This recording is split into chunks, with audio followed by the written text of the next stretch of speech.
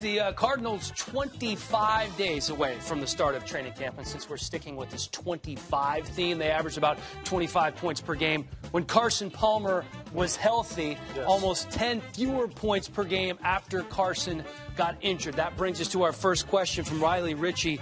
How well will Carson perform after his second ACL surgery? Well, that's a great question, Riley, because that's what Bruce Arians wants to know. And the one thing that I do know is they invested some money in the offensive line, Dan. You got to take care of your quarterback. Mikey Potty, they signed him from their divisional foe, the 49ers.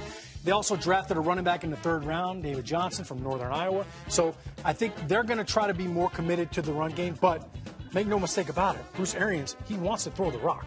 He wants to stretch the field. He wants to be aggressive. So I think for Carson, I think he's going to actually have a very good season. I think sometimes when you have an injury like this, it makes you train harder, you get more focused, and I think when football is taken away from you, guys like Carson Palmer, they appreciate it a little bit more.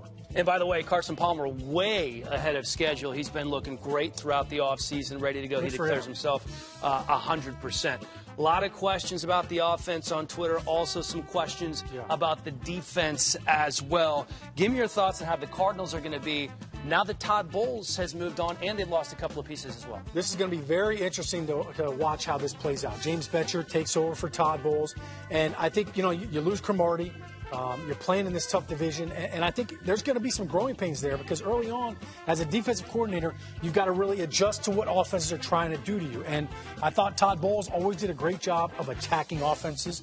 It'll be interesting to see if James Betcher keeps that same style because Bruce Arians likes being aggressive, and their defense really kept them in a lot of ball games last year. Yeah, not only did they lose Cromartie, who follows Bowles to the Jets, but no Darnell Dockett as well. Of course, he was out last season, but now he's in San Francisco, certainly one of the leaders on the defensive side of the ball.